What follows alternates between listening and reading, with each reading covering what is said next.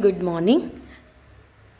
Today we'll discuss about Indian Contract Act 1872 in business regulations subject. So what is Indian Contract Act?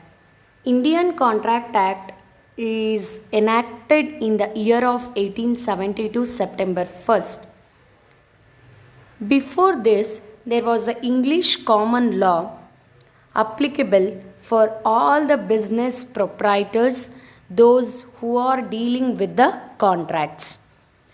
But there were no proper rules and regulations set in the common law, English common law. That's why this Indian Contract Act have been enacted.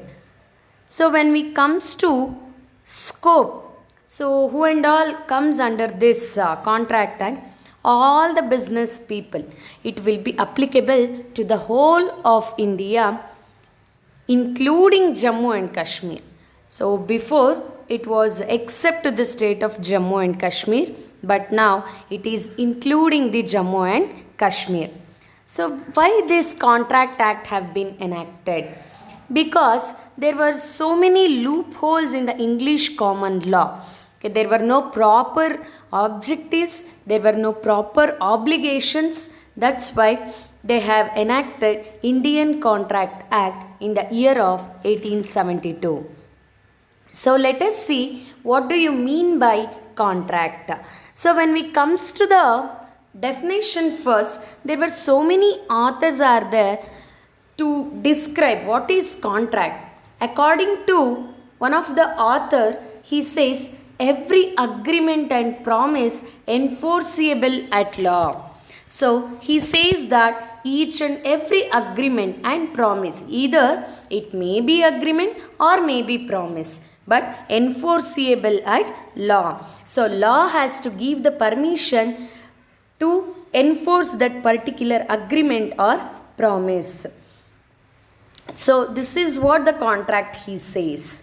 So when we comes to the general meaning, so many authors have also described, but exam point of view, this is very important definition. Every agreement and promise enforceable at law. When we comes to the meaning, general meaning, so whatever the agreement or whatever the contract you make, there will be two persons, correct? One will be the offerer and the other one will be the acceptor. Those who will offer and those who will receive the offer, those who will accept the offer. Both should come into mutual understanding and both should sign on the agreement and it should get proceed. Correct. So that contract or that agreement should be enforceable by law. Law has to give the permission to enforce that particular contract. So that is what the contract is. So can we say however the contract will be, yeah, this is a correct contract, yeah, this is a right contract? No, we cannot say. See, whatever the things may be, but it should be in a proper way. Okay, so whatever you may take as an example. Okay, so if it is one contract, so contract should have some of the actual features. Okay, like that only in this chapter also you have some of the essentials. How can we call this as a valid contract? Anything you can do it, that will not become a contract. Okay, so contract can be legal or contract can be illegal also in some circumstances. That's why some of the points they have noted, these are all the important essentials that has been mentioned to make a valid contract.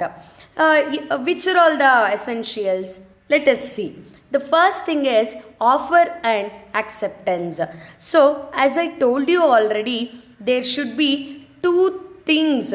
One should be offer and the other should be acceptance. See, I am offering the contract. You should accept. No, offerer don't have that right to tell.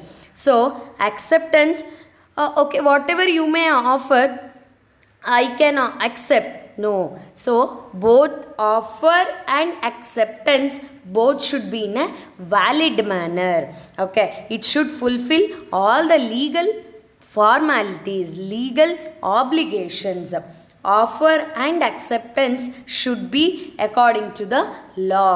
So the offer also should contain all the legal formalities, and acceptance also should contain all the legal formalities. Both offerer and offeree, both should be in a mutual have a common opinion and come into a contract. So that is the first essential of a valid contract. When offer and acceptance both are there in a proper manner, then only it will become a valid contract. The second one is free consent. What is free consent? Free consent is nothing but a same mind of opinion. See, I told you there will be two persons, okay, in an agreement.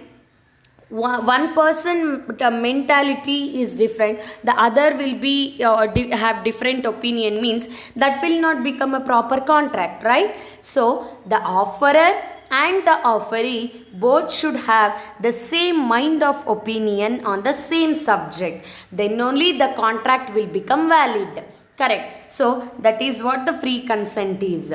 So when the contract is having a proper mindset of both the parties, then only the particular contract will become a valid.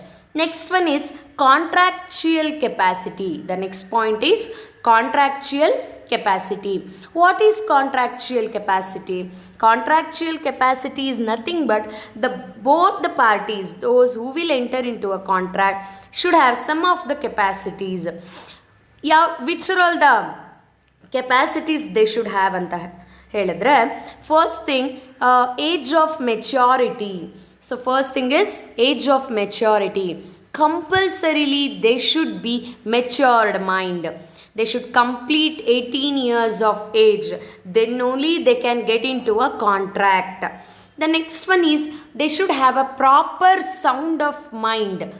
Sound of mind is nothing but they should not supposed to be insane. They should be normal mindset, and they should have a capacity of understanding what the contract is, how the contract is going on, everything, and they should not supposed to be disqualified from entering into the contract. When they will become disqualified? When they did not satisfy the legal activities, when they did not satisfy the legal formalities, automatically they will be get disqualified. That's why they should have all these three capacities.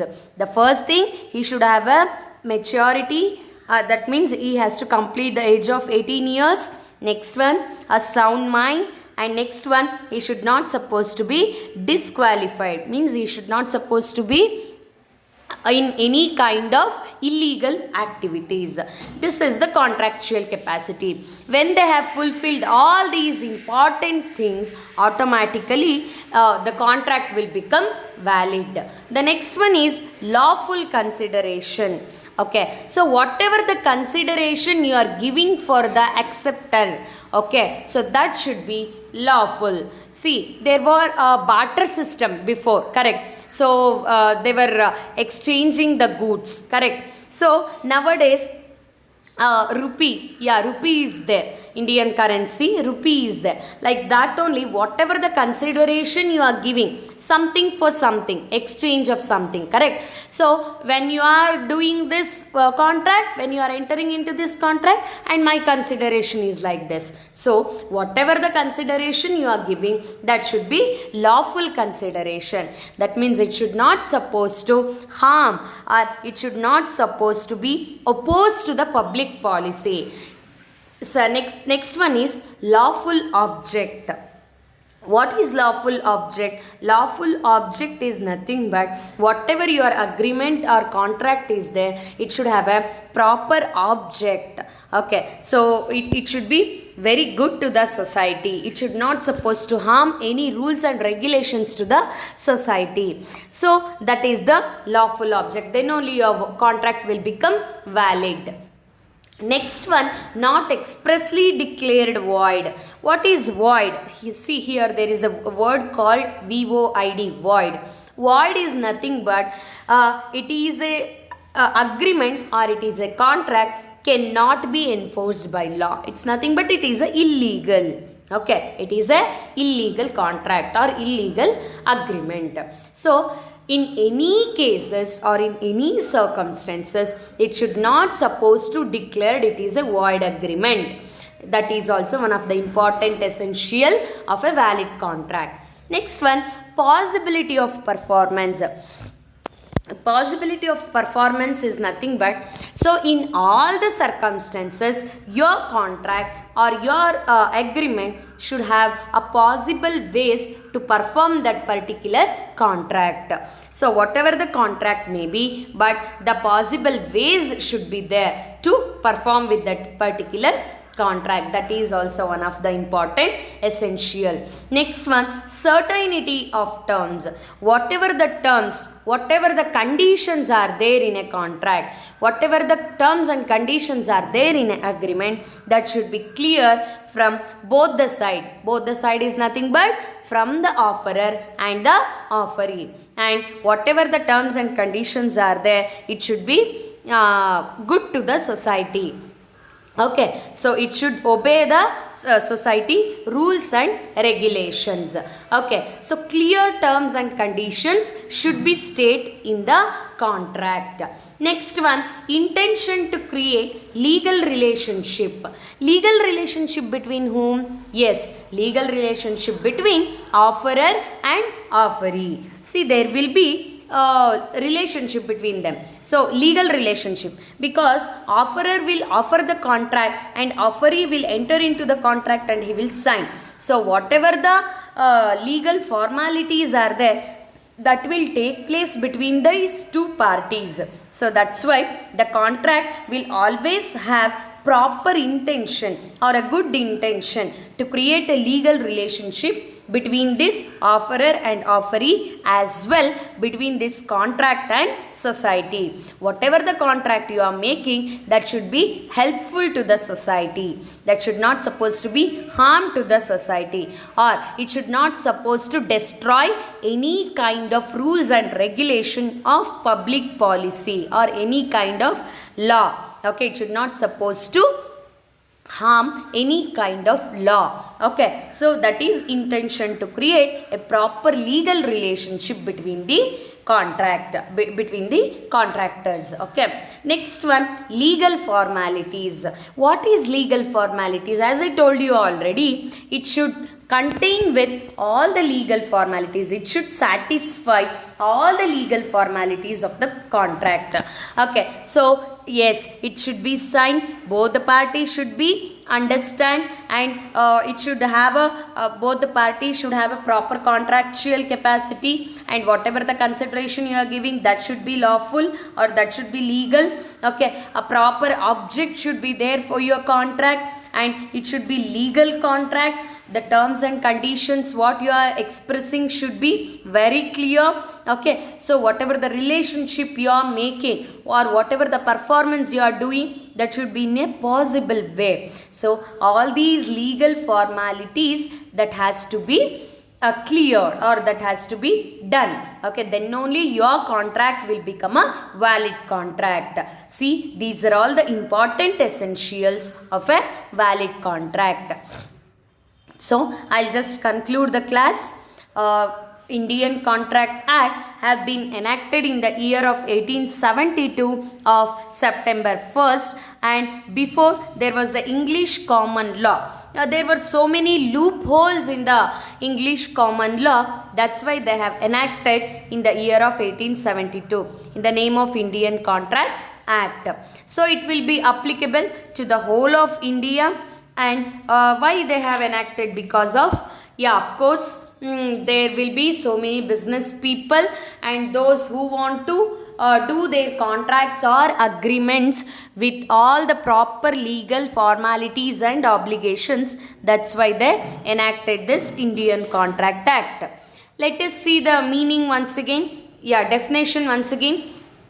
According to some of the author, every agreement and promise enforceable at law. He says each and every agreement or each and every promise should be enforceable by law is called as contract. Okay, when we comes to the meaning, general meaning, so all the agreement or all the promises should be enforced by or should be obtained by law. If the law has given the permission that you can do this agreement, you can continue with this promise, then only that will become a contract.